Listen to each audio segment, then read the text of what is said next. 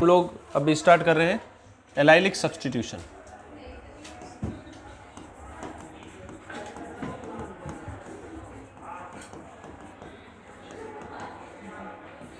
ये important concept है allylic substitution. इसमें क्या होता है देखो, हमारे पास में कोई भी डबल बॉन्ड है और इसके जस्ट पास वाला अगर sp3 हाइब्रिडाइज्ड कार्बन है तो इसको हम लोग एलाइल कार्बन बोलते हैं। क्या? अगर इस कंपाउंड की रिएक्शन हम लोग नॉर्मली Br2 के साथ में करवाएं तो यहाँ पर एडिशन रिएक्शन हो जाएगी। क्या हो जाएगी? और यहाँ पर कंपाउंड जो है वो Br, CH, Br and CH3 बन जाएगा। एडिशन रिएक्शन का प्रोडक्ट यही होता है। हम लोग चाहते हैं कि भाई ये जो एलाइलिक कार्बन है इसके ऊपर सब्स्टिट्यूशन हो, तो एक तो तरीका हमारे पास में होता है Br2H न्यू वगैरह, ये सब रिएक्शन करवाते थे हम लोग एल्केन्स वगैरह के अंदर। हाँ, तो बेटर कंडीशन है कि अगर आप Br2 के साथ में अगर 500 डिग्री सेल्सियस के ऊपर हीट करते हो तो ये जो डबल बॉन्ड के पास वाला कार्बन है इसके ऊपर एक हाइड्रोजन हटकर उसके ऊपर क्या आ जाएगा? Br आ जाएगा। इसको हम लोग बोलेंगे एलाइलिक सब्स्टिट्यूशन। लेकिन 500 डिग्री सेल्सियस टेम्परेचर देना हमारे लिए कन्वीनियंट नहीं है, तो इससे बेहतर कंडीशन क्या है कि हम यहाँ पर एक अल्टरनेट रिएजेंट यूज़ करें जिसको बोलते हैं हम लोग NBS। क्या होगा?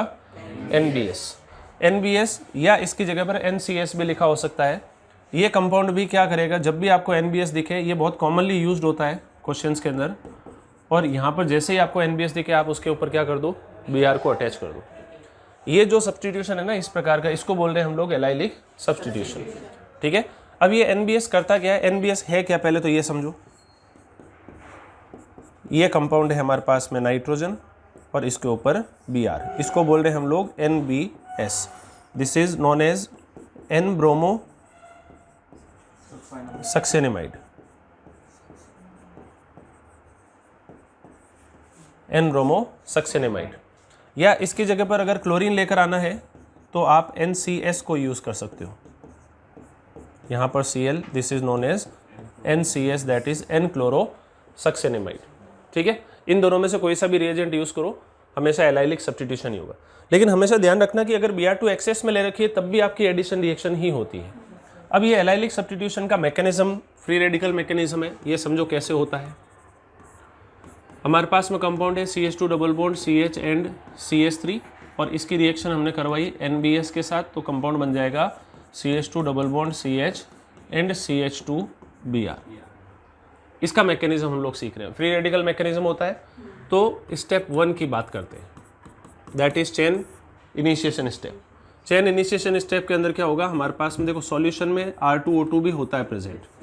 फ्री रेडिकल मैकेनिज्म है तो R2O2 क्या करेगा, देखो ये R2O2 लिखा हुआ नहीं मिलता है, सिर्फ NBS लिखा हुआ मिलता है, लेकिन ये अंडरस्टूड होती है बाकी कंडीशंस में जो भी साथ में रहेगा। ठीक है, तो ये 2 मोल्स ऑफ RO रेडिकल्स में कन्वर्ट होगा। ये जो स्टेप सेकंड है, स्टेप सेकंड में क्या होगा, ये जो RO रेडिकल बना है ये हमारे पास सॉल्यूशन में HBr होगा। ठीक है, HBr के साथ में ये इंटरेक्ट करेगा और यहाँ से कंपाउंड बन जाएगा ROH और साथ में हमें मिलने वाला है Br रेडिकल। ये पहला Br रेडिकल हमने जनरेट कर लिया। ठीक, ये स्टेप कितनी बार चाहिए? 1 टाइम। अब ये चेन इनिशिएशन स्टेप के अंदर भी 2 स्टेप्स हैं आपके। ठीक, अब जो इसके बाद आएगा वो that is chain propagation step, इसमें आएगा स्टेप 3। स्टेप 3 में हमारे पास में ये जो Br रेडिकल है, ध्यान से समझना, ये जो एल्कीन है आपके पास में CH3 CH double bond CH2, ये Br रेडिकल जो है ये इस एल्कीन के साथ में इंटरेक्ट करता है। ये बॉन्ड यहाँ से ऐसे टूटेगा और ये Br जो है, अरे यार क्या कर दिया, उल्टा कर दिया क्या? गलत कर दिया।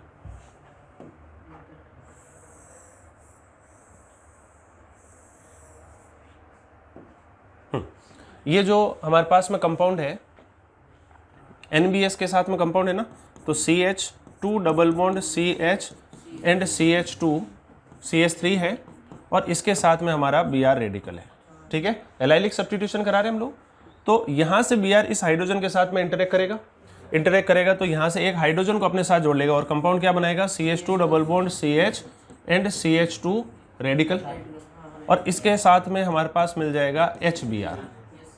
ये मिल गया। अब ये जो HBr बना है अपने पास में, वो स्टेप 4 में क्या करेगा,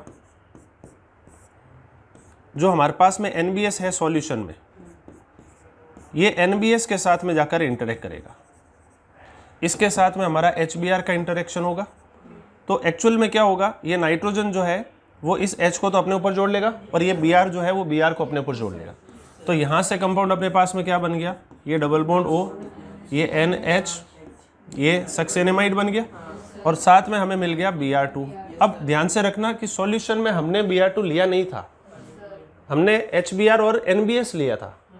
तो NBS का काम क्या है, ये सॉल्यूशन में लिमिटेड अमाउंट को Br2 को सप्लाई करता है। NBS ensures the low concentration of Br, जितनी आवश्यकता है उतनी ही सप्लाई करेगा।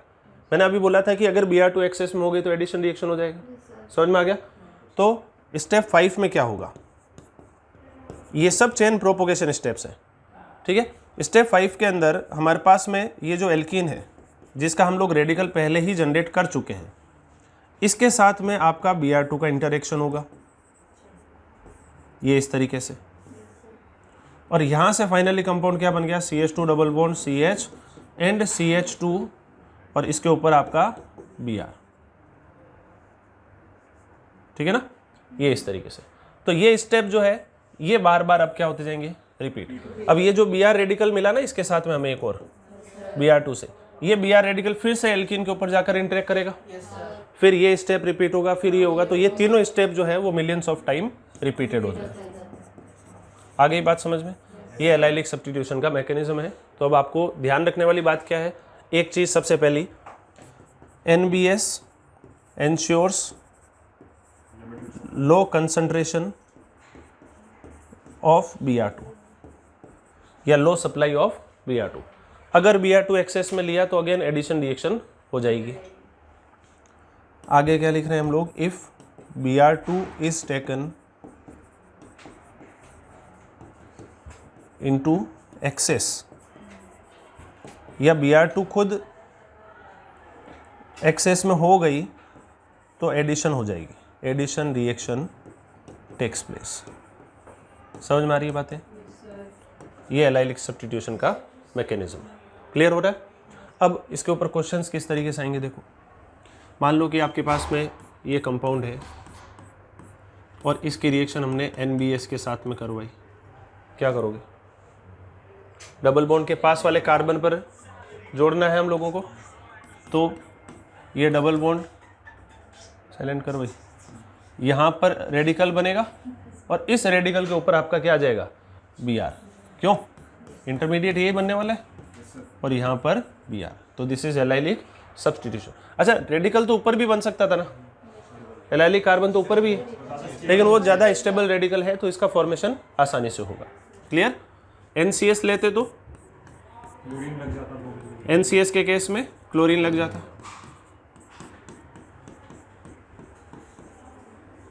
अच्छा, मान लो हमारे पास में कंपाउंड इस तरीके से,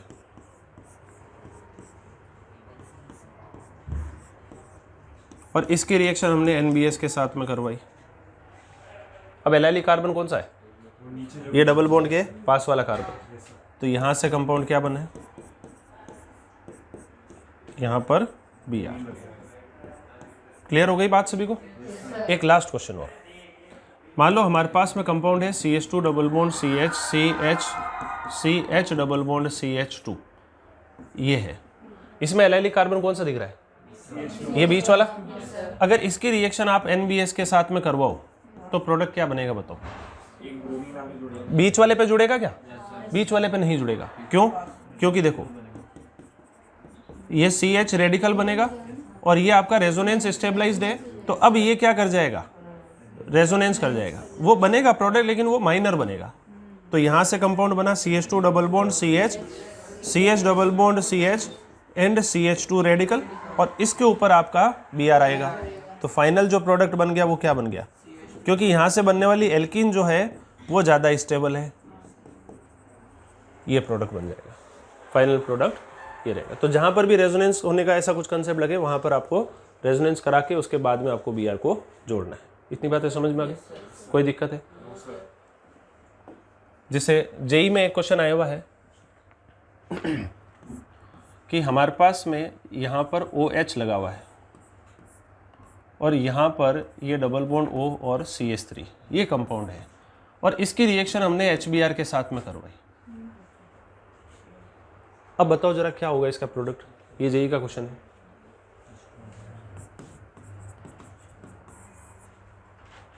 भाई OH है ना अपने पास में, तो ये H+ और Br- में टूटेगा। ये OH जो है ये अपना प्रोटोनेशन करवाएगा, तो कंपाउंड क्या बना, OH2+, ये डबल बॉन्ड और ये डबल बॉन्ड O और CH3।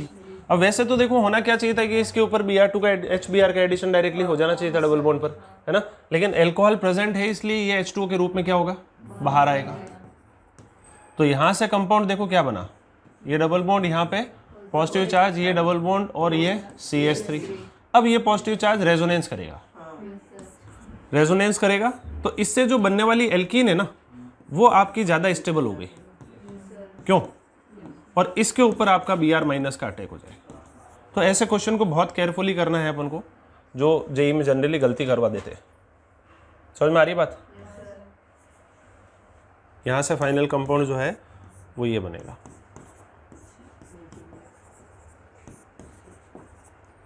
यहाँ तक कोई डाउट है किसी को?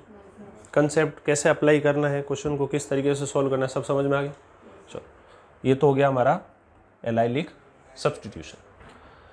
अब इससे रिलेटेड हमें एक और कंसेप्ट है जिसको बोलते हैं डाईइन, उसको पढ़ना है। डाईइन जो है, मान लो दो डबल बॉन्ड आ रहे हैं अपने पास में, तो तीन प्रकार के हम लोग डाईइन पढ़ते हैं। एक हमारे पास में होती है कॉन्जुगेटेड, जैसे CH2 double bond CH, CH double bond CH2, ये कॉन्जुगेटेड डाईइन। एक हमारे पास में होती है आइसोलेटेड। आइसोलेटेड का मतलब है जैसे CH2 double bond CH, CH2 CH, मतलब कॉन्जुगेशन नहीं होगा इसमें, ये भी तो एक तरह की डाईइन ही है। और तीसरी हमारे पास में है क्यूमुलेटेड। क्यूमुलेटेड डाईइन के अंदर पाई बॉन्ड कंटिन्यूटी में आते हैं इस तरीके से। तो स्मॉलेस्ट जो क्यूमिलिन होती है, जैसे ये इवन क्यूमिलिन है, ऑड भी हो सकती है, this is known as allene. This is the smallest cumulene, ये इवन भी हो सकती है और ऑड भी हो सकती है। आइसोलेटेड में हम HBr का एडिशन पढ़ चुके, बोलो। अभी हमें पढ़ना है किसमें, कॉन्जुगेटेड डाईइन्स में एडिशन किस तरीके से होता है इलेक्ट्रोफिलिक। आ गया समझ में? इसको पढ़ते हैं। कॉन्जुगेटेड डाईइन, मान लो हमारे पास में कंपाउंड है CH2 double bond CH, CH double bond CH2। इसकी रिएक्शन हम लोग HBr के साथ में करा रहे हैं और वो भी वन इक्विवेलेंट के साथ में, है ना, वन इक्विवेलेंट के साथ में करा रहे हैं, तो एक पाई बॉन्ड टूटेगा। भाई संभावना क्या हो सकती है, देखो कि अगर इसमें मार्कोनिकॉफ नियम का पालन होगा, एक तरफ H+ और एक तरफ हमारा क्या जुड़ना चाहिए, Br-। तो मान लो ये एल्कीन पहले H+ को मार्कोनिकॉफ रूल के हिसाब से अटैच करवाई, कंपाउंड क्या बन जाएगा, CH3 CH positive CH double bond CH2। और यदि इसके ऊपर Br- का अटैक हो जाता है तो यहाँ से कंपाउंड बन जाएगा CH3 CH Br CH double bond CH2। और ये कायरल सेंटर है तो यहाँ पे दो प्रोडक्ट्स भी बनेंगे D+L। ये जो एडिशन हुआ है ना, ये 1,2 एडिशन प्रोडक्ट है। क्या है ये? अब चीजें ध्यान रखना थोड़ी सी कि अगर, अच्छा इसमें एक संभावना और क्या है कि अगर ये पॉजिटिव चार्ज यहां से रेजोनेंस कर जाए तो कंपाउंड क्या बन जाएगा, CH3 CH double bond CH and CH2 positive charge. और इसके ऊपर यदि Br- का अटैक हो गया तो कंपाउंड बन जाएगा CH3 CH double bond CH and CH2 Br। अब हाइड्रोजन तो पहले पे जुड़ा जबकि ब्रोमीन फोर्थ पे जुड़ा है, तो दिस इज 1,4 एडिशन प्रोडक्ट। अब इसमें मेजर माइनर का डिसीजन कैसे लेंगे हम लोग? अगर देखा जाए तो जब कुछ मेंशन नहीं किया हुआ तो नॉर्मल रूम टेम्परेचर वगैरह के हिसाब से हम लोग चल रहे हैं, तो इसमें जो मेजर प्रोडक्ट है ये वाला है, इसका मेजर प्रोडक्ट ये वाला लिखोगे, ना कि ये वाला, क्योंकि ये एल्कीन ज्यादा स्टेबल है। देखो अल्फा 3 और 2 5 है, इसमें एक ही है। समझ में आ रही बात? अब यहाँ पर टेम्परेचर कंडीशंस को भी ध्यान रखना है। एग्जाम में क्या पूछा जा सकता है, ध्यान से समझना कि मान लो हमारे पास में ये एल्कीन है, इसकी रिएक्शन हम लोग दो अलग अलग कंडीशंस में करा रहे हैं। एक बार हम लोग HBr का एडिशन -15 डिग्री सेल्सियस पे करा रहे हैं और एक बार हम लोग 60 डिग्री सेल्सियस पर HBr का एडिशन करवा रहे हैं। दो अलग अलग कंडीशंस टेम्परेचर्स की। तो प्रोडक्ट क्या क्या बन सकते हैं भाई? एक तो प्रोडक्ट यही बनेगा CH3CH Br CH double bond CH2। दूसरा प्रोडक्ट क्या होगा? CH3 CH double bond CH CH2 and Br। अपन इसको थोड़ा सा अलग कर लेते हैं।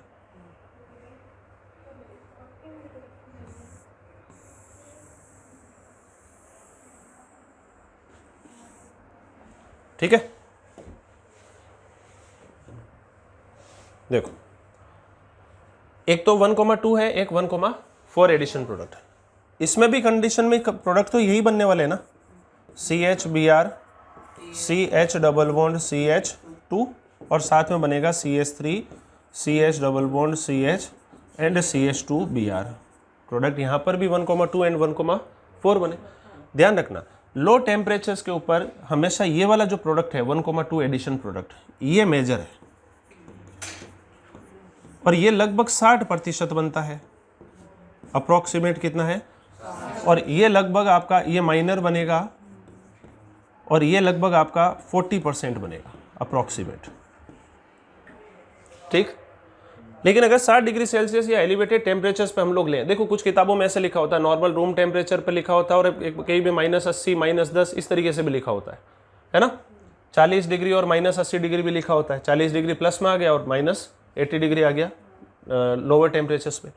इस कंडीशन में ये प्रोडक्ट हमेशा बनेगा माइनर।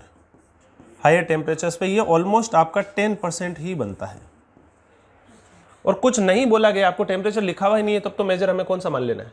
1,4। और ये प्रोडक्ट जो है वो बनेगा आपका मेजर।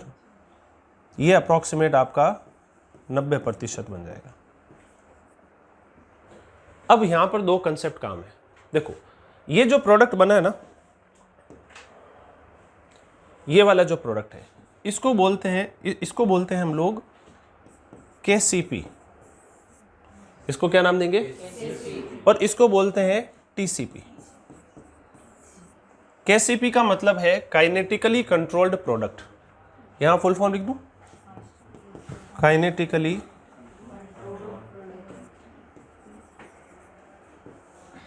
Controlled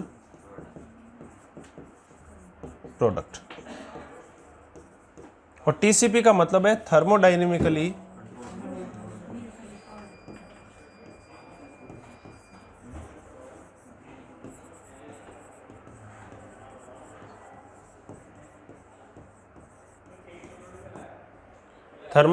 controlled product. अब टेम्परेचर के हिसाब से तो समझ में आ गया कि लोअर टेम्परेचर पर KCP प्रोडक्ट मेजर बनता है और हायर टेम्परेचर पर TCP प्रोडक्ट मेजर बनता है। अब ये KCP और TCP क्या है, इसका अंतर थोड़ा सा समझते हैं हम लोग। ठीक है ना, देखो KCP की बात करते हैं और TCP की बात करते हैं। आप ऑब्जर्व करो जरा, KCP प्रोडक्ट जो है वो लो टेम्परेचर पर बन रहा है। अच्छा, इन दोनों कंपाउंड्स में स्टेबल ज्यादा कौन सा है? स्टेबल तो ये ज्यादा है, ये कम स्टेबल है। अच्छा, इंटरमीडिएट में इन दोनों में देखें तो स्टेबल ज्यादा कौन है? ये वाला ज्यादा स्टेबल है, ये कम स्टेबल है। सही है। अच्छा, TCP प्रोडक्ट जो है वो कम स्टेबल इंटरमीडिएट से बन रहा है, KCP प्रोडक्ट जो है वो ज्यादा स्टेबल इंटरमीडिएट से बन रहा है। TCP प्रोडक्ट जो है ज्यादा टेम्परेचर पे बन रहा है, KCP प्रोडक्ट कम टेम्परेचर पे बन रहा है। तो एक्चुअल में क्या होता है कि KCP प्रोडक्ट एक तो कम ज्यादा स्टेबल इंटरमीडिएट से, इसमें मोर स्टेबल इंटरमीडिएट, इसमें क्या है? Less stable.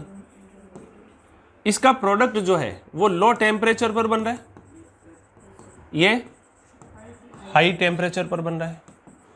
इसका प्रोडक्ट लेस स्टेबल है, क्यों? जबकि इसका प्रोडक्ट जो है वो मोर स्टेबल है। इसमें तो दिक्कत ही नहीं है। इंटरमीडिएट की बात हो रही है, more stable intermediate, less stable, low temperature and high temperature.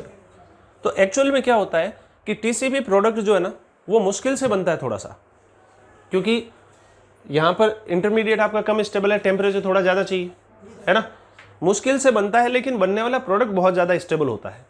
TCP जो केसीपी प्रोडक्ट है वो जल्दी बन जाता है, लेकिन वो बनने वाला प्रोडक्ट जो है वो अनस्टेबल होता है। यानी देखो दोनों में अंतर क्या है, केसीपी प्रोडक्ट स्पीड को कंट्रोल करते हुए बनाया गया है और टीसीपी प्रोडक्ट जो है वो एनर्जी को कंट्रोल करते हुए बनाया गया है।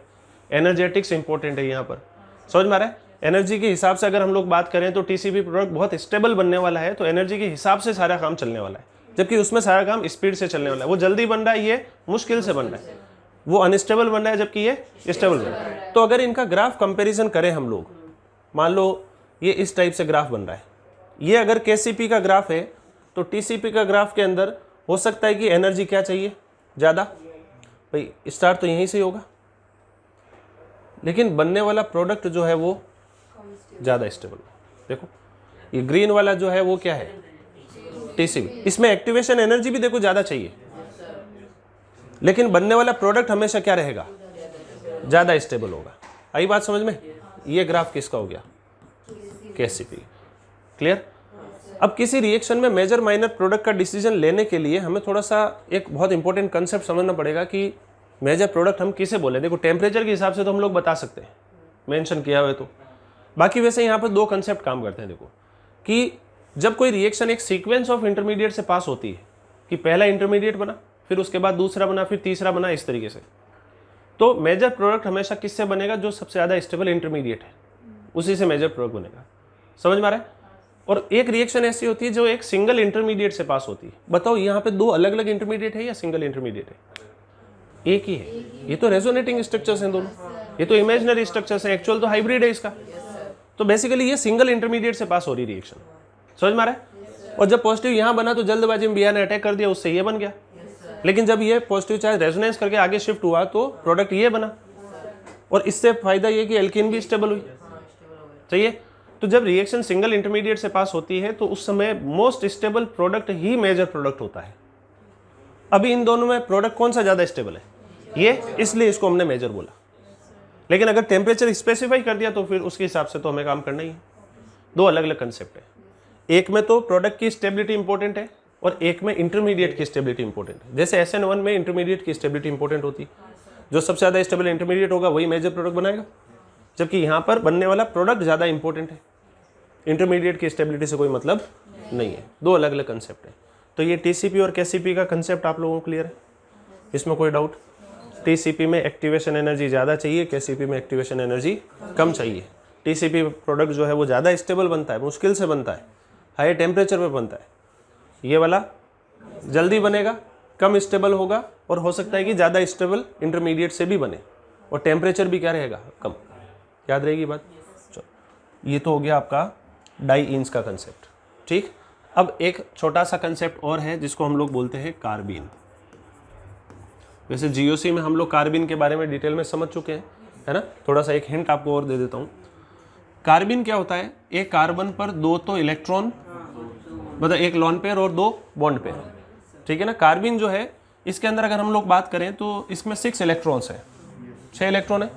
इलेक्ट्रॉन डेफिशिएंट है आपका, ऑक्टेट इसका क्या है, इनकम्प्लीट। तो ये एक इलेक्ट्रोफाइल की तरह एक्ट कर सकता है। कार्बीन दो टाइप की होती है, एक होती है सिंगलेट कार्बीन और एक हमारे पास में होती है ट्रिपलेट कार्बीन। सिंगलेट और ट्रिपलेट, सिंगलेट का मतलब एकक और ट्रिपलेट का मतलब त्रिक। ठीक। सिंगलेट कार्बीन में क्या होता है कि ये जो लॉन पेयर है वो एक ही ऑर्बिटल में होता है। तो VSEPR थ्योरी के अनुसार लॉन पेयर और बॉन्ड पेयर के बीच में क्या होगा, रिपल्शन। तो इसका जो हाइब्रिडाइजेशन है वो sp2, ये लॉन पेयर काउंट होगा, है ना। और इसका शेप जो है वो कैसा रहेगा, बेंट शेप रहेगा। सही है। ये दोनों इलेक्ट्रॉन एक ही ऑर्बिटल में है। तो जब दोनों इलेक्ट्रॉन एक ही ऑर्बिटल में, अच्छा इलेक्ट्रॉन तो कितने हैं, 6 इलेक्ट्रॉन, इनकम्प्लीट, ऑक्टेट। और ये इलेक्ट्रोफाइल की तरह एक्ट कर सकती है, बोलो, can act as an electrophile. ये हमने इलेक्ट्रोफाइल में मेंशन भी किया था। और ये डायामैग्नेटिक है या पैरामैग्नेटिक, डायामैग्नेटिक, डायामैग्नेटिक नेचर का है। डायामैग्नेटिक का मतलब इलेक्ट्रॉन पेयर्ड स्टेट में है, बोलो, पेयर्ड स्टेट ऑफ इलेक्ट्रॉन्स। या पेड इलेक्ट्रॉन्स। डायमैग्नेटिक का मतलब क्या है, होते क्या डायमैग्नेटिक? ये मैग्नेटिक फील्ड में रखने पर रिपल्शन फोर्सेस जो है उनको महसूस करते हैं, है ना। ट्रिपलेट कार्बिन में क्या होता है कि ये जो दो इलेक्ट्रॉन है वो दो अलग अलग ऑर्बिटल्स में होते हैं, इस तरीके से, एक इलेक्ट्रॉन इसमें एक इसमें, तो अलग अलग ऑर्बिटल्स में है, तो फिर ये हाइब्रिडाइजेशन में काउंट होंगे नहीं। इसका जो हाइब्रिडाइजेशन है वो sp है और शेप होगा इसका लीनियर। इसमें भी 6 इलेक्ट्रॉन है, इनकम्प्लीट ऑक्टेट है, और ये भी इलेक्ट्रोफाइल की तरह एक्ट कर सकता है, लेकिन ये है पैरामैग्नेटिक, बोलो, और ये अनपेयर्ड इलेक्ट्रॉन है। अब पैरामैग्नेटिक का क्या मतलब होता है? जो मतलब मैग्नेटिक फील्ड में रखने पर अट्रैक्टिव फोर्सेस फील करेंगे, है ना। तो आप इसको याद रखने के लिए ऐसे रखो, डी का मतलब होता है दूर, पी का मतलब होता है पास, पास आने का मतलब अट्रैक्शन और दूर जाने का मतलब रिपल्शन। तो ये रिपल्शन महसूस करेंगे जबकि ये अट्रैक्शन महसूस करेंगे। समझ में आ गई बात? अब अगर मैं इन दोनों की स्टेबिलिटी की बात करूं तो जनरली सामान्य कंडीशन पर ट्रिपलेट कार्बिन जो होती है वो ज़्यादा स्टेबल है सिंगलेट कार्बिन से। अब ऐसा क्यों? जैसे सपोज करो कि हमारे पास में एक है CH2 कार्बिन, इसके दो रूप हैं, एक तो है सिंगलेट ट्रिपलेट, ये इस तरीके से, और एक इसकी है सिंगलेट जिसमें दो इलेक्ट्रॉन एक ही में है। इन दोनों में ज़्यादा स्टेबल कौन है? जनरल कंडीशन के ऊपर तो ट्रिपलेट ज़्यादा स्टेबल है, दिस इज मोर स्टेबल। अब ऐसा क्यों हो रहा है? क्योंकि देखो इलेक्ट्रॉन को पेयर करवाने के लिए एनर्जी देनी पड़ती है, पेयरिंग एनर्जी। तो यहाँ पे दोनों इलेक्ट्रॉन अलग अलग ऑर्बिटल में होने की वजह से यहाँ पर पेयरिंग एनर्जी का काम पड़ नहीं रहा है। क्यों? तो हमें एनर्जी नहीं देनी पड़ रही है, इसलिए दोनों इलेक्ट्रॉन अलग अलग ऑर्बिटल में है, तो कोई दिक्कत नहीं है, पेयरिंग एनर्जी भी देने से बच गए। तो ट्रिपलेट कार्बिन नॉर्मल कंडीशंस पे सिंगलेट से क्या होती है? ज़्यादा स्टेबल होती है। लेकिन अगर मान लो आपके पास में कंपाउंड इस तरीके का है, जैसे मान लो डाइफ्लोरोकार्बिन है, ठीक है ना, तो इसके भी दो रूप होंगे। इसके अंदर एक तो होगी ट्रिपलेट, एक फ्लोरीन ऐसे और एक ऐसे, और एक हमारे पास में होगी सिंगलेट जिसमें लॉन पेयर पूरा एक ही ऑर्बिटल में है। सही है? इन दोनों में ज्यादा स्टेबल कौन सी रहेगी? ये वाली। इस बार सिंगलेट कार्बिन ज्यादा स्टेबल, कारण कि फ्लोरीन के पास लॉन पेयर है और ये इसकी वैकेंट ऑर्बिटल में इलेक्ट्रॉन डोनेट करके बैक बॉन्डिंग जैसा कंसेप्ट लगाकर इसके जो इलेक्ट्रॉन की डेफिशिएंसी उसको पूरा कर सकता है, इसका ऑक्टेट कंप्लीट कर सकता है। तो जहां पर इस टाइप से बैक बॉन्डिंग का कंसेप्ट इन्वॉल्व हो जाए वहां पे सिंगलेट कार्बिन ज़्यादा स्टेबल हो जाती है, अदरवाइज आपकी ट्रिपलेट कार्बिन ज़्यादा स्टेबल। क्लियर हो गई बात? नॉर्मल कंडीशंस में हमेशा ट्रिपलेट कार्बिन ज़्यादा स्टेबल। इतनी बातें समझ में आ गई? हालांकि इन सब बातों का कोई लेना देना नहीं है जेई से, है ना। अब देखो इसको बनाया कैसे जाता है। जैसे मान लो आपके पास में कंपाउंड है CH2N2, इसको आपने डायरेक्टली हीट कर दिया तो यहाँ से N2 का मॉलिक्यूल एक बाहर आ जाएगा और साथ में हमारा बन जाएगा CH2 कार्बिन। ठीक। दूसरा तरीका होता है कि जैसे मान लो आपने CH2 double bond C double bond O, आप कीटोन जानते हो, कीटोन में क्या होता है, इस कार्बन पे दो ग्रुप्स अलग अलग होते हैं, है ना। तो ये कीटोन की बहन है, इसको बोलते हैं कीटीन। क्या? कीटीन कहते हैं इसको। तो कीटीन में क्या हो रहा है, डबल बॉन्ड के साथ में जुड़ा हुआ है डबल बॉन्ड O। तो इसको जब आप डायरेक्टली हीट कर दोगे ना तो यहां से भी CH2 कार्बिन बन जाएगी और साथ में CO फ्री हो जाएगा, कार्बन मोनोऑक्साइड। एक तरीका हमारे पास में और है कि जैसे मान लो CH3 CH double bond C double bond O लिया अपन ने, ये भी तो हालांकि कीटीन ही है। इसको हीट करोगे तो CH3 CH कार्बिन बनेगा, मिथाइल कार्बिन बन गई है, और साथ में बन जाएगा CO। एक तरीका हमारे पास में और है, that is CHCl3 plus KOH। ये क्लोरोफॉर्म को KOH के साथ आप हीट करोगे तो पहले यहाँ से CCl3 माइनस बनेगा, KOH एक H प्लस ले जाएगा यहाँ से, और इसमें से एक Cl माइनस बाहर आ गया तो यहाँ से बन गया CCl2 डाई क्लोरोकार्बिन, साथ में बन जाएगा KCl और साथ में बन जाएगा H2। तो ये सबसे इंपॉर्टेंट मेथड है जो आप कॉमनली यूज करोगे। फिनॉल की रिएक्शन भी पढ़ोगे CHCl3 KOH के साथ, एनिलीन की भी पढ़ोगे, है ना, और भी अलग अलग जगह पर हमारी रिएक्शन ये होती है। फिनॉल के साथ में तो रीमेटिमेन फॉर्माइलेशन हो जाती है, एनिलीन के साथ में कार्बेलअमीन रिएक्शन होती है। तो जहाँ पर ये चीज़ें इन्वॉल्व होगी वहाँ पे कार्बिन इंटरमीडिएट बनेगा और वो एक इलेक्ट्रोफाइल की तरह भी एक्ट करेगा। समझ में आ रही बात? ये कार्बिन का बनाने का तरीका हो गया। अब इसकी दो टाइप की रिएक्शन होती है। एक होती है हमारे पास में insertion reaction. Insertion chemical reaction majorly हम लोग दो टाइप की पढ़ते हैं। इंसर्शन रिएक्शन में क्या होता है, आपके पास में कोई भी एल्कोहल है, ठीक है, इस एल्कोहल की रिएक्शन आपने मान लो जैसे CH Cl3 और KOH के साथ में आपने हीट कर दिया, तो कुछ नहीं करना है, यहाँ पर इससे क्या बनने वाला है अपना CH2 कार्बिन बनने वाला है ना, बोलो CH2 कार्बिन बनेगा। तो ये CH2 कार्बिन जो है यहाँ पर इंसर्ट हो जाएगा ऑक्सीजन और हाइड्रोजन के बीच में। तो यहाँ से कंपाउंड क्या बन जाएगा, RO एंड CH3। तो चलो CH2N2 ले लेते हैं, उससे क्या फ़र्क पड़ता है, 2 Cl आ जाते हैं उसके ऊपर, उससे कोई फ़र्क नहीं पड़ रहा, ठीक है। यहाँ पर CH2N2 ले लेते हैं, इसके साथ में अपने हीट कर दिया, ठीक है।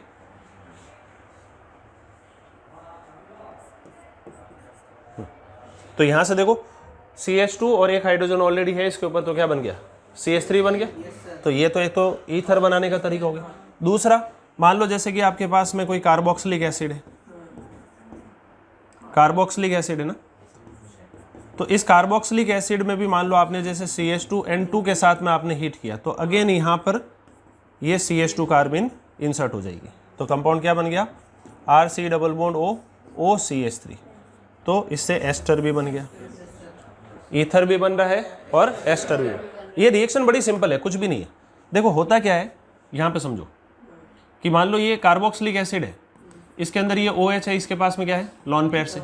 ये CH2 कार्बिन जो है इसके पास वैकेंट ऑर्बिटल है, तो अपना इलेक्ट्रॉन इसको डोनेट करेगा, क्या बन जाएगा, देखो ये C डबल बॉन्ड O और यहाँ पर ये CH2 माइनस बन जाएगा क्योंकि इलेक्ट्रॉन एक्सेप्ट किया है, और इसके ऊपर चार्ज क्या आ जाएगा, प्लस, और ये H प्लस रिलीज कर देगा। रिलीज करते ही ये H नेगेटिव चार्ज H को एक्सेप्ट कर लेगा, तो क्या बन गया, CH3। तो मैकेनिज्म पे जाने की अपन को जरूरत नहीं, अपन तो सीधा याद रखें क्या, कार्बन ऑक्सीजन और हाइड्रोजन के बीच में हमारा ये कार्बिन जो है वो आके इंसर्ट हो जाती है। पहली रिएक्शन क्लियर। दूसरे प्रकार की रिएक्शन जो होती है that is cycloaddition reaction. Cycloaddition reaction, cycloaddition reaction में क्या होता है कि हमारे पास में अगर कोई भी एल्कीन है, तो इस एल्कीन की रिएक्शन जैसे आपने CH2N2 के साथ में इसको हीट किया, तो इससे हमें क्या मिलने वाली है, CH2 कार्बिन। तो ये जो CH2 कार्बिन है ये एक तरफ तो अपना लॉन पेयर डोनेट कर देगी और इधर से इलेक्ट्रॉन इसके पास में देगी एल्कीन के। भाई ये बॉन्ड टूटेगा, यहाँ नेगेटिव यहाँ पॉजिटिव, नेगेटिव पर तो नेगेटिव तो अटैक इस पे कर देगा और पॉजिटिव पे ये अपना लॉन पेयर डोनेट कर देगा। यानी ये कार्बिन जो है वो एक ही डायरेक्शन में अटैच हो गई इस पे, इस तरीके से साइक्लिक रिंग बन गई ना। तो इसको बोलते हैं साइक्लो एडिशन रिएक्शन। अब जैसे मान लो एग्जांपल की अगर हम लोग बात करें, हमारे पास में CH2N2 के साथ में हमने हीट किया, इसका प्रोडक्ट क्या बनेगा बताओ, कुछ नहीं करना है, डबल बॉन्ड के ऊपर ये जोड़ दिया।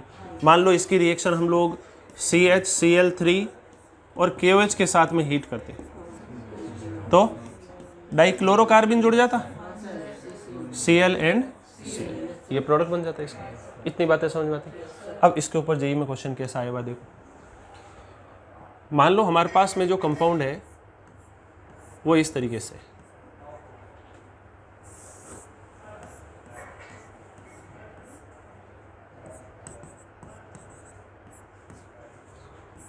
और इसकी रिएक्शन हमने CHCl3 प्लस KOH के साथ में हीट करवाया। देखो एक चीज ध्यान से समझना, ये जो रिएक्शन होती है ना फिनॉल की, CHCl3 प्लस KOH, इसके साथ हीट कर रहे हो तो यहाँ पे सैलिसल्डिहाइड बनता है और यहाँ CHO आ जाता है। इसको बोलते हैं रीमर्टिमेन फॉर्माइलेशन, रीमर्टिमेन रिएक्शन। और अगर मान लो इसकी कंपाउंड की रिएक्शन एनिलीन के साथ में करवाते हो CHCl3 प्लस KOH के साथ में, तो यहाँ से कार्बाइल अमीन रिएक्शन होती है, आइसोसाइनाइड टेस्ट आता है, दैट इज आइसोसाइनाइड फॉर्मेशन, है ना। ये फाउल स्मेल कंपाउंड होता है, बोलो आइसोसाइनाइड, इसको बोलेंगे कार्बाइल अमीन रिएक्शन। क्यों? कार्बाइल अमीन रिएक्शन, या इसको नाम दे रहे हैं हम लोग आइसोसाइनाइड टेस्ट। इतनी बात समझ में आती है? यहाँ तक कोई दिक्कत है किसी को? ये तो याद रखनी है अपन को, वैसे तो मैकेनिज्म हम लोग एरोमेटिक वाले चैप्टर में पढ़ेंगे इनका, ठीक। अब बताओ इसका प्रोडक्ट क्या बनेगा। यहां से CH2 कार्बन आई, किसी एक डबल बॉन्ड के ऊपर आकर अटैच हो जाएगा, ये H, और यहां पर ये 2 Cl, इसमें किसी को दिक्कत? साइक्लो एडिशन हो गया। अब क्या होता है कि सॉल्यूशन में जो OH माइनस पड़ा है, ये OH माइनस यहां से H ले जाता है, तो कंपाउंड क्या बन गया? यहां पे बन गया नेगेटिव, और ये 2 Cl। ये नेगेटिव चार्ज जो है ना, ये करता है रेजोनेंस। ये रेजोनेंस करके, यार ये तो दिख ही नहीं रहा,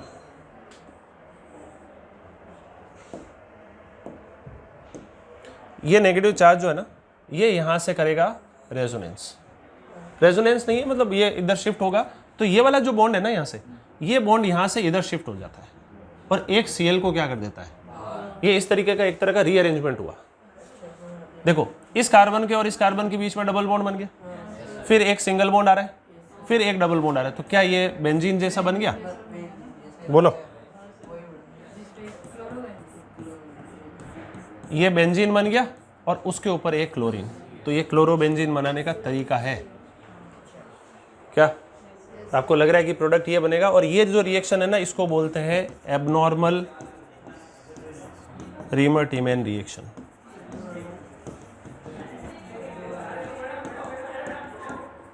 क्या बोलते हैं? Abnormal रीमर-टीमैन reaction. आई बात समझ में? तो अगर ये बातें समझ में आ गई तो एक लास्ट सवाल ये कर दो और एल्कीन चैप्टर जो है वो समाप्त।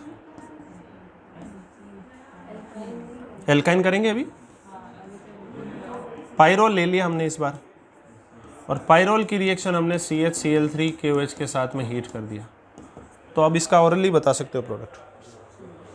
सेम कंसेप्ट, बस यहाँ पे नाइट्रोजन आ जाएगा एक, और क्लोरोपिरिडीन बन जाएगा यहाँ पर। अब Cl कहाँ लगा रहे हो ये भी महत्वपूर्ण है। Cl यहाँ मत लगा देना, यहाँ मत लगा देना, क्योंकि आप रीअरेंजमेंट कराओगे तो Cl वहीं आएगा। आ गई बात समझ में? एल्कीन चैप्टर आपका कंप्लीट हो गया, ठीक। कोई दिक्कत यहाँ तक? चलो अब बात करते हैं अपन एल्काइन की। नया चैप्टर स्टार्ट कर रहे हैं, दैट इज एल्काइन। चलो सबसे पहले मेथड ऑफ प्रिपरेशन की बात करते हैं।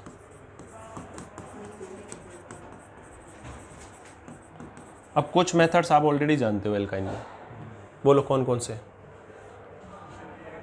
एल्काइन को कहाँ कहाँ से बनाया जा सकता है? मेटल कार्बाइड्स, बोलो।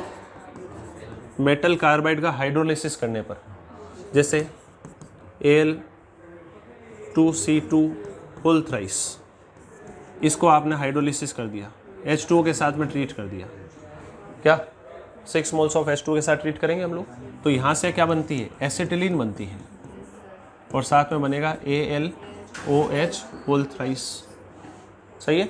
आप SrC2 को हीट कर सकते हो, आप CaC2 को हीट कर सकते हो H2O के साथ में, यहाँ से भी एसिटिलीन ही बनती है। अच्छा Al4C3 जो है उसको हीट करने पर मीथेन बनती है ना। BeC2 को हीट करोगे तो मीथेन ही बनेगी।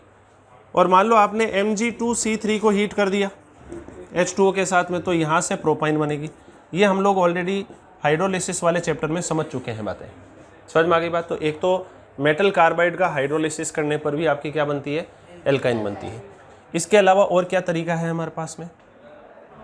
आप ग्रिग्नार्ड रिएजेंट की सहायता से बना सकते हो, बोलो।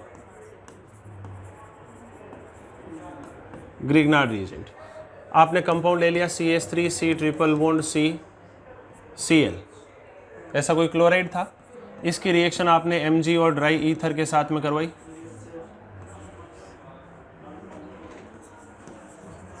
तो यहाँ से कंपाउंड बन गया CH3C ट्रिपल बॉन्ड C और MgCl, और इसको आपने वाटर के साथ में ट्रीट कर दिया तो एसिड बेस रिएक्शन हो जाएगी।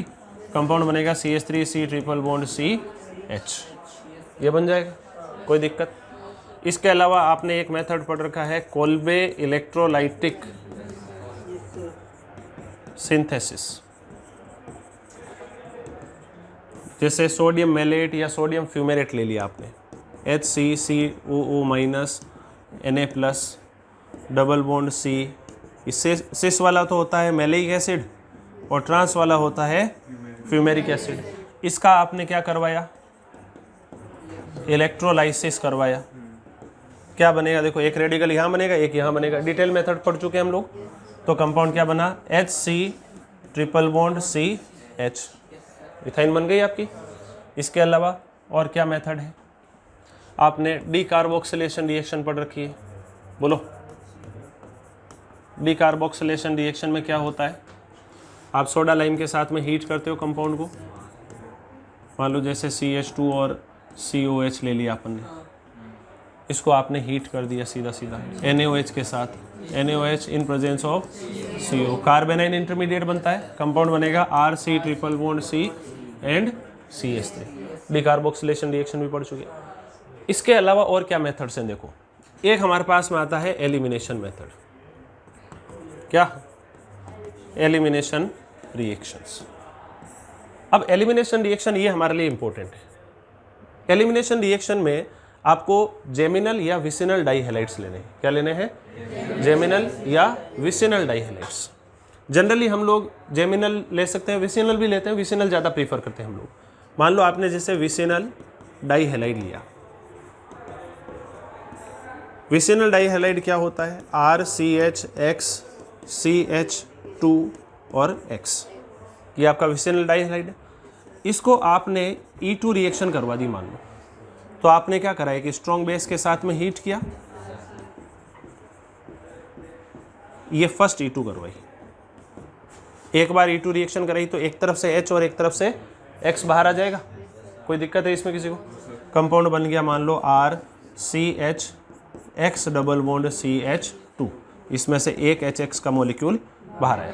तो जब एक HX का मॉलिक्यूल आप NaI एसीटोन के साथ जब आप इसको हीट कर रहे थे ना विसिनल डाइहैलाइड को, तो ये दोनों हेलोजन बाहर आ रहे थे और एल्कीन बन रही थी, या जिंक डस्ट के साथ हीट कर रहे थे तब एल्कीन बन रही थी। लेकिन अभी हम लोग बेस के साथ हीट कर रहे हैं, है ना, स्ट्रॉन्ग बेस के साथ, जैसे एल्कोहलिक एच हो गया, NaNH2 हो गया, इस टाइप के जो बेस होते हैं वो काम में लेते हैं। यहाँ पर NaI एसीटोन नहीं ले रहे अभी, ठीक।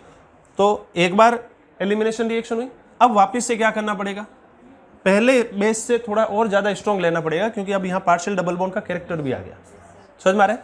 तो हम लोग सेकेंड E2 रिएक्शन करवा रहे हैं। अगेन बेस के साथ में क्या करेंगे, हीट करेंगे, तो एक H और एक X बाहर, कंपाउंड क्या बन गया, RC ट्रिपल बॉन्ड CH। तो हमने हाइड्रोजन और हेलोजन बाहर निकाला है कितनी बार, तो ये रिएक्शन कहलाएगी डिहाइड्रो हेलोजिनेशन। क्या कहलाएगी, डिहाइड्रो हेलोजिनेशन रिएक्शन। दो बार हाइड्रोजन और हेलोजन को हमने बाहर कर दिया, क्लियर। यहां पर रिएजेंट क्या क्या यूज कर सकते हैं हम लोग, रिएजेंट जैसे आपने एल्कोहलिक KOH लिया, इसके साथ हीट किया, आप चाहो तो सॉलिड KOH यूज़ कर सकते हो, उसके साथ में हीट कर सकते हो। आप चाहो तो NaNH2 के साथ में हीट कर सकते हो। आप चाहो तो alcoholic KOH followed by NaNH2, मतलब पहले बेस से ज़्यादा स्ट्रॉन्ग अगर सेकेंड बेस ले ले तो और ज़्यादा फेवरेबल कंडीशन है। ये ज़्यादा फेवरेबल कंडीशन है, सबसे बढ़िया फेवरेबल तरीका है ये, समझ में आ गया ना। पहले बेस से आगे वाला बेस ज़्यादा स्ट्रॉन्ग होना चाहिए ताकि हमारा रिएक्शन इजीली प्रोसीड करे, क्योंकि पार्शियल डबल बॉन्ड का कैरेक्टर है वहाँ पर, क्लियर। अब यहाँ पर एक चीज़ आपको ध्यान रखने वाली क्या है, एक बहुत इंपॉर्टेंट कंसेप्ट मैं आपको बता रहा हूँ कि अगर देखो पहले तो ये समझो RCH X CH2 और X ये कंपाउंड है, इसकी रिएक्शन मान लो आपने alcoholic KOH followed by NaNH2 heat किया, तो क्या करोगे बताओ प्रोडक्ट? पहला रिएजेंट ये था, सेकंड ये था, एक बार HX बार आएगा, फिर एक और HX बार आ जाएगा, कंपाउंड बन जाएगा RC ट्रिपल बॉन्ड CH। इसमें किसी को दिक्कत? मान लो आपके पास में कंपाउंड है RCHX CHX एंड CH3, इसको सेम कंडीशन पे हीट कर दिया, बताओ क्या बनेगा? RC triple bond C and CH3 बन जाएगा। और अगर मान लो आपने कंपाउंड यहाँ पर रखा है CH2 CHX CH2X, same condition, compound क्या बनेगा? RCH2 C triple bond CH। मुझे एक चीज़ बताओ, ये एल्काइन कैसी है? नॉन टर्मिनल है, और ये है टर्मिनल। तो जब तक कुछ नहीं मेंशन किया हुआ है, नॉन टर्मिनल बन रही है तो बनी रहेगी, टर्मिनल बन रही है तो टर्मिनल बनी रहेगी। लेकिन अगर आपको रिएजेंट एक्सेस में ले लिया, बेस एक्सेस में ले लिया, ध्यान से समझना, if excess of base is taken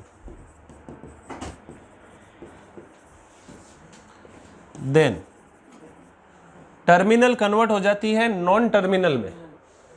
terminal वाली कन्वर्ट हो जाती है किसमें? नॉन टर्मिनल में।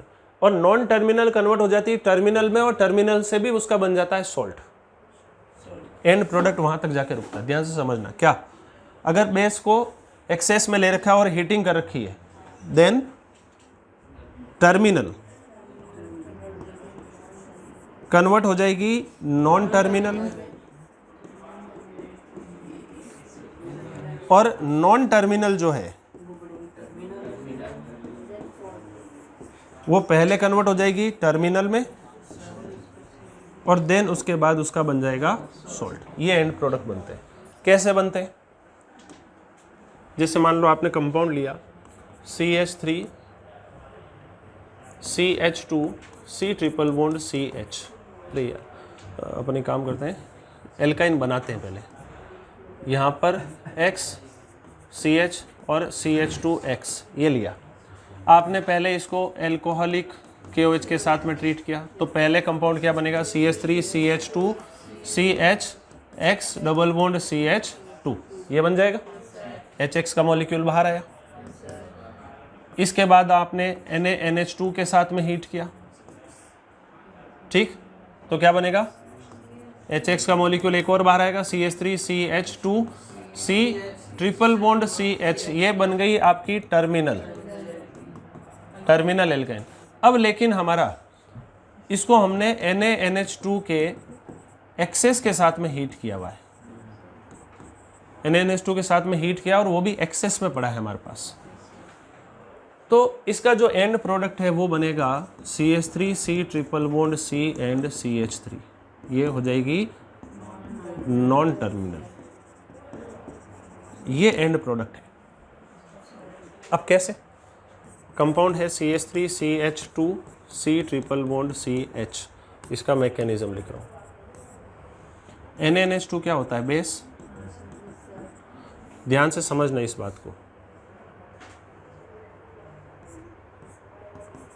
ट्रिपल बॉन्ड के जस्ट पास वाले कार्बन पर अगर हाइड्रोजन जुड़ा हुआ है तो इसको नाम देते हैं प्रोपरगाइलिक हाइड्रोजन।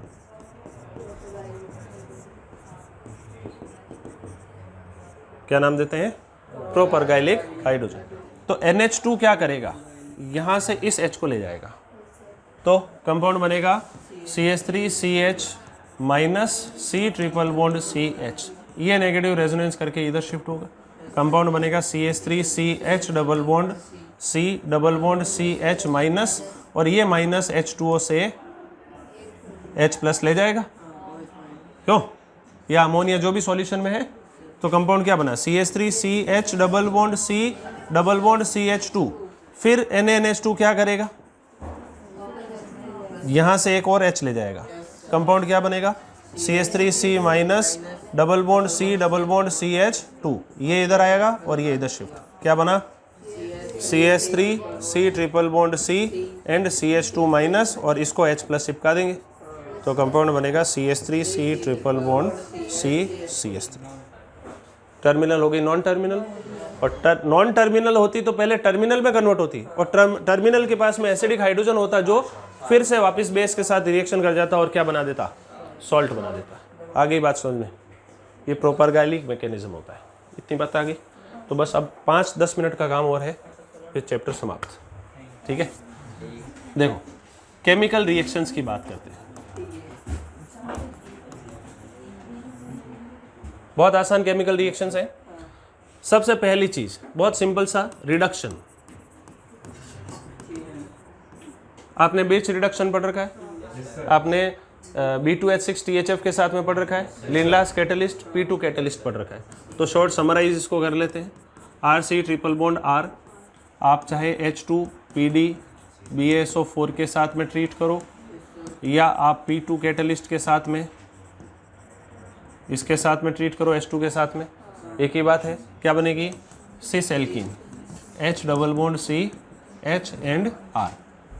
बोलो, आप H2NI के साथ में ट्रीट करोगे तो क्या बनेगा, RCH2 CH2 एंड R बनेगा। अगर इस एल्काइन को आप सोडियम प्लस लिक्विड अमोनिया के साथ में, तो ये आपका बिर्च रिडक्शन होता है।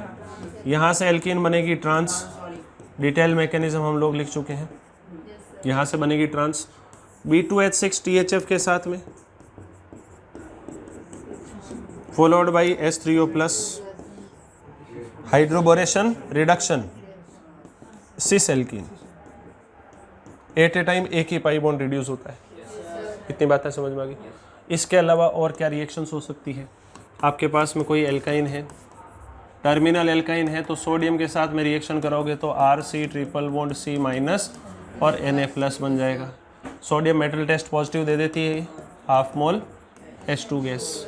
मान लो आपने इसकी रिएक्शन NaNH2 के साथ में करवा दी। NaNH2 क्या है, बेस। NaNH2 क्या करेगा, एसिड बेस रिएक्शन करेगा, C triple bond C minus और Na प्लस बना देगा। और मान लो किसी एल्काइल हैलाइड के साथ में रिएक्शन करवा दी, तो ये SN2 करके RC triple bond C and R बना देगा। सिंपल सी SN2 रिएक्शन, कोई दिक्कत यहाँ तक। चलो, ये तो साधारण सी बातें। क्या सोडियम बाइकार्बोनेट टेस्ट पॉजिटिव देगी एल्काइन, सोडियम बाइकार्बोनेट टेस्ट नहीं देगी। अच्छा, टेस्ट फॉर टर्मिनल एल्काइन, आपके पास में RC ट्रिपल बॉन्ड C है, R है। Test for unsaturation, Baeyer's reagent, क्या, dilute alkaline cold KMnO4, diketone बना देगा और इसका लाइट पिंक कलर डिसअपियर हो जाता है। ये पता है कि नहीं पता। ब्रोमीन वाटर टेस्ट,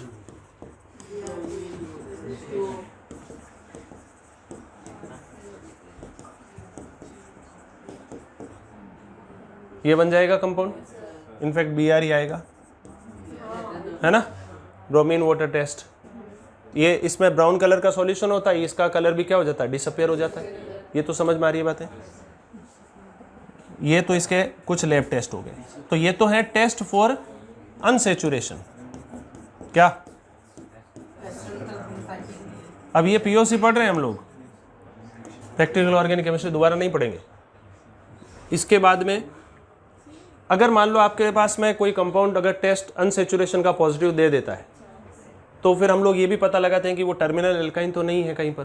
तो फिर टेस्ट फॉर टर्मिनल एल्काइन की बात कर रहे हैं। मान लो RC ट्रिपल बॉन्ड CH है हमारे पास, इसको टॉलिंस रिएजेंट के साथ में ट्रीट कर दो। क्या होता है Tollens reagent, ammoniacal silver nitrate, AgNO3 plus NH4OH, इससे हमारे पास में Ag2O बनता है। बेसिकली AgNH3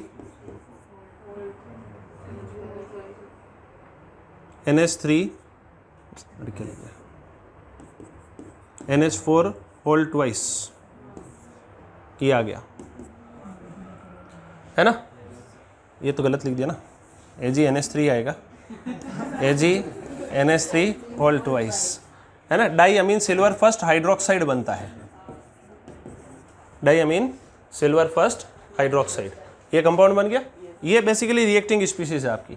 Ag2O लिखा हो, चाहे ये लिखा हो, चाहे ये लिखा हो, टॉलिंस रिएजेंट सबका मतलब एक ही है, this is a mild oxidising agent. सही है। तो ये बेसिकली क्या करेगा, यहाँ से कंपाउंड बना देगा RC triple bond C minus, और साथ में यहाँ पर Ag आ जाएगा, और ये वाइट प्रेसिपिटेशन आता है। क्या होता है ये, तो टर्मिनल एल्काइन टॉलिंस रिएजेंट के साथ में वाइट प्रेसिपिटेशन बनाती है, याद रखोगे। अगर इस टर्मिनल एल्काइन की रिएक्शन आपने अमोनिकल क्यूप्रस क्लोराइड के साथ में करा दी, Cl2 plus NH4OH, Cu2Cl2 ammoniacal cuprous chloride test, इसके अंदर क्या बनेगा, RC triple bond C minus, और यहाँ कॉपर आ जाएगा और रेड प्रेसिपिटेशन आ जाएगा। कैसा, तो टर्मिनल एल्काइंस ध्यान रखना क्या करती है, टॉलिंस रिएजेंट के साथ वाइट प्रेसिपिटेशन देती है, और अमोनिकल क्यूप्रस क्लोराइड के साथ में रेड प्रेसिपिटेशन देती है। समझ में आ रहा है। इस बात को याद रखने के लिए आपको एक शब्द मैं बता रहा हूँ, T20, इसको कैसे लिखें, T20 वर्ल्ड कप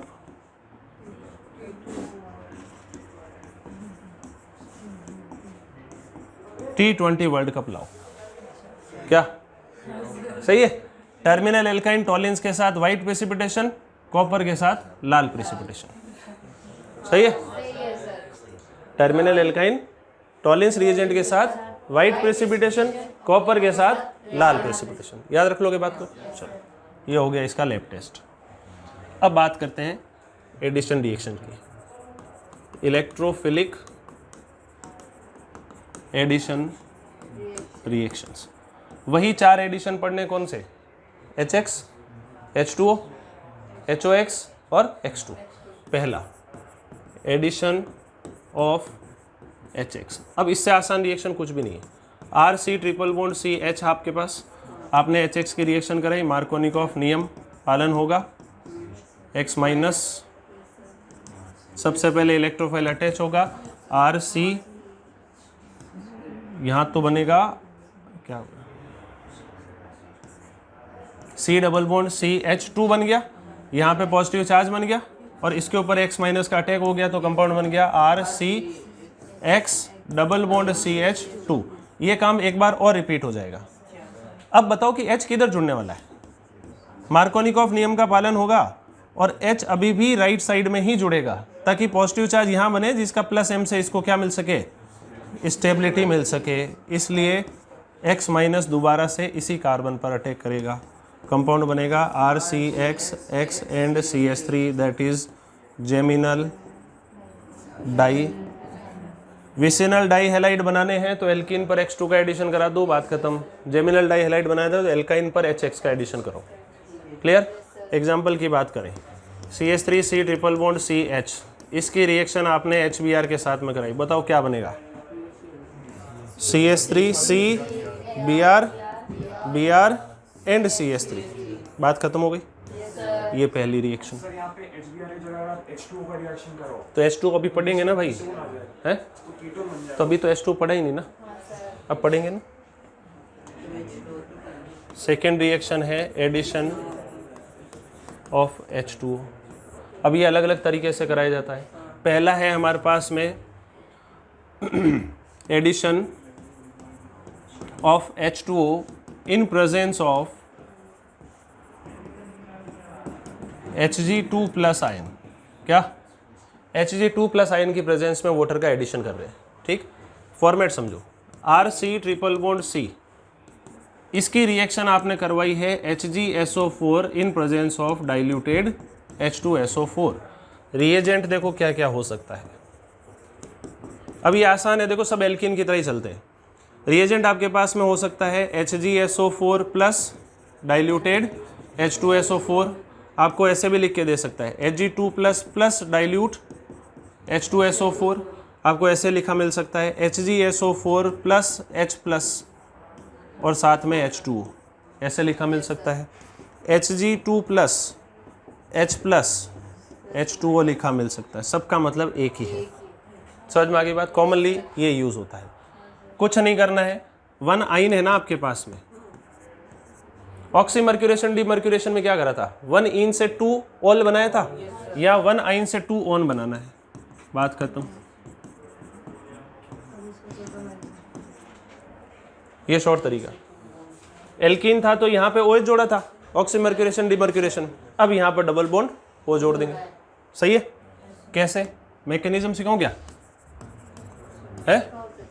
देखो RC ट्रिपल बॉन्ड CH है, सबसे पहले हमारे पास में Hg2+ अटैच होगा, RC double bond CH Hg+ charge आ गया, ये अपने लॉन पेयर से इधर अटैक करेगा, कंपाउंड क्या बनेगा, RC double bond CH Hg फिर से चार्ज क्या आ जाएगा 2+, इसके ऊपर H2O का अटैक हो जाएगा और ये बॉन्ड इधर से टूट जाएगा, कंपाउंड बनेगा RCOH, एक H+ बार भी आएगा, ध्यान रखना, डबल बॉन्ड CH और Hg फिर से क्या आ गया प्लस, ये करेगा।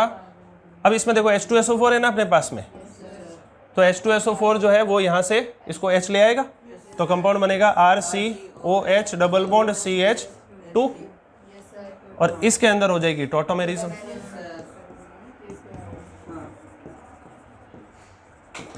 ये खुद से लिख सकते हो आप, मैकेनिज्म सब है ना, C double bond O CH3। बताओ इसका product CH3 C triple bond CH, इसकी रिएक्शन HgSO4 और H2SO4 के साथ में कराई, डाइल्यूटेड H2SO4, क्या बनेगा CH3 C double bond O। तो ये एल्डिहाइड कीटोन बनाने के तरीके हैं, दोबारा नहीं पढ़ेंगे एल्डिहाइड वाले चैप्टर में। सही है? अब बात करते हैं दूसरा, एक और है, that is hydroboration oxidation. Hydroboration oxidation में रिएजेंट बोलो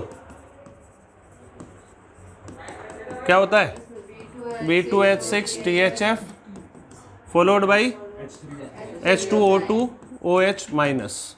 इसका mechanism 100% same, RC triple bond CH B2H6, अरे भाई वो रिडक्शन होता है, H2O2 OH-, बोलो 1 आइन क्या बनेगा 1 ऑन, वहाँ 1 ऑल बनाया था ना, तो ये 1 ऑन बना देंगे। मतलब ऐसे समझ लो कि जो काम एल्किन में एक बार किया वो 2 बार कर। Example CH3 C triple bond CH, same condition, compound क्या बनेगा CH3 CH2 C double bond O, इससे बनता है एल्डिहाइड, पिछले वाले से बन रहा था कीटोन। मैकेनिज्म देख लो, CH3 C triple bond CH, B2H6 से क्या मिलेगा BH3 मिलेगा ना, ये BH2 और ये H, ये इधर जुड़ेगा, ये इधर आएगा, कंपाउंड क्या बना CH3 CH CH2 आ गया ना, नहीं हाँ CH डबल बॉन्ड CH और BH2, ये बन गया। इसको क्या नाम दिया हमने, फर्स्ट। फिर यही काम दोबारा रिपीट होगा जब तक इस बोरॉन के पास में हाइड्रोजन होंगे, तो कंपाउंड बनेगा CH3 CH double bond CH2 whole twice BH, जो अपन ने मैकेनिज्म पहले सीखा, CH3 C triple bond CH, तो CH3 CH double bond CH whole thrice BH, यहाँ तक क्लियर? हाँ B मान लेते हैं, ये हमारा सेकंड और ये हमारा थर्ड। अब चाहे फर्स्ट या सेकंड या थर्ड, इन तीनों में से किसी में भी H2O2 OH-, कंपाउंड क्या बनेगा, देखो ये बोरॉन हटके OH आ जाएगा, CH3 CH double bond CH and OH, और ये इनोल है, टॉटोमेरिज्म।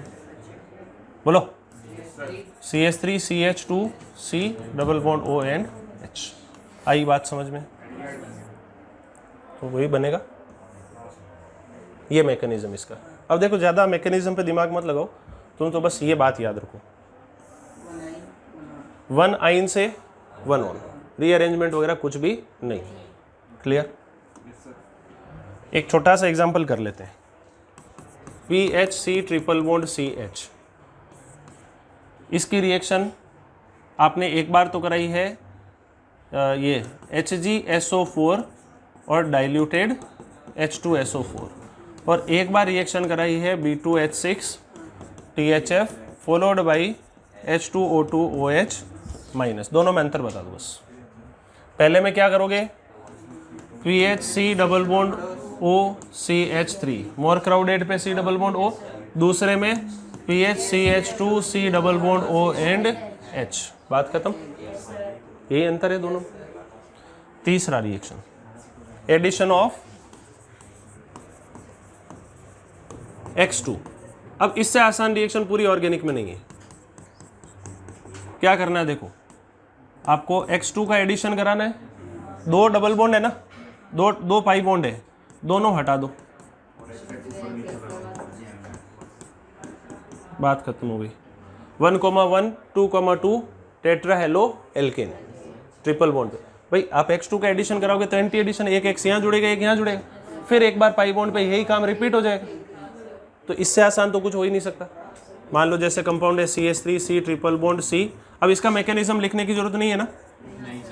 कंपाउंड क्या बनेगा, CH3 C Br CH Br Br and Br। Clear, ये थर्ड रिएक्शन कंप्लीट। अब last reaction that is addition of HOX hypohalous acid. देखो क्या करना है, R C triple bond CH, इसकी रिएक्शन आप HOX के साथ, पहले प्रोडक्ट बनाने के तरीके सीख लो। देखो हमने जो एल्कीन ली थी, इसमें जब आप HOX का एडिशन करा रहे थे तो क्या बना रहे थे, इस पे OH जोड़ रहे थे, इस पे X जोड़ रहे थे, CH यहाँ पर जोड़ा OH और यहाँ CH2। और मैं शॉर्ट प्रोडक्ट बनाने का तरीका बता रहा हूँ, मैकेनिज्म नहीं है ये काम दोबारा अगर रिपीट कर देंगे एल्काइन में तो क्या होगा, यहाँ OH और यहाँ X, और एक ही कार्बन पे दो OH क्या होते हैं, तो इसको अगर बाहर कर दे तो क्या बन गया, कीटोन। तो इसका जो प्रोडक्ट है वो क्या बनेगा बताओ, बोलो। RC double bond O CH और दो halogen, alpha coma alpha die hello ketone. Mechanism भी देख लो जरा। RC ट्रिपल बॉन्ड CH, सबसे पहले हमारे पास में X प्लस आएगा, कंपाउंड बनेगा RC डबल बॉन्ड CH और X, इसके पास में लॉन पेयर, यहाँ charge plus, cyclic halonium ion, RC double bond CH और ये X प्लस। क्यों, इसके ऊपर हमारा H2O का अटैक होगा, ये बॉन्ड इधर से शिफ्ट। कंपाउंड क्या बना, RCOH डबल बॉन्ड CHX। अब एक चीज़ ध्यान समझना, ये जो है ना, ये आपका इनोल है, तो ये इनोल यहीं पर टोटोमेरिज्म कर सकता है। तो कंपाउंड देखो क्या बना, ये अगर ये इधर से आता है तो ये बॉन्ड इधर शिफ्ट, तो कंपाउंड बनेगा RC double bond O CH2 और X, ये बन सकता है। लेकिन ये आपका अनस्टेबल कंपाउंड है थोड़ा सा, सही है ना, कुछ गलती तो नहीं हुई। हाँ, लेकिन ये जो प्रोडक्ट है ये माइनर बनेगा। क्या बनेगा, दिस प्रोडक्ट इज माइनर। तो इसमें एक बार और क्या हो जाएगा, HOX का एडिशन हो जाएगा। अब बताओ कि X किधर जुड़ेगा, लेस क्राउडेड साइड पे, और यहाँ पे पॉजिटिव बनेगा तो OH का प्लस M मिलेगा। इसको क्या मिलेगा, OH का प्लस M। तो अगेन सेम प्रोसेस रिपीट होगा, RCOH OH और CH X एंड X, और इसमें से H2O का मॉलिक्यूल बाहर। तो कंपाउंड बन गया RC double bond O CH X and X, और ये आपका चैप्टर हो गया समाप्त। एक एग्जांपल भी देखो, CH3 C triple bond CH, इसकी रिएक्शन HOCl के साथ में करें, बताओ product. CH3 C double bond O CH Cl Cl। आ गया समझ में, ये प्रोडक्ट आपका क्या है, मेजर। तो आपका हाइड्रोकार्बन जो चैप्टर है कार्यक्रम समाप्त।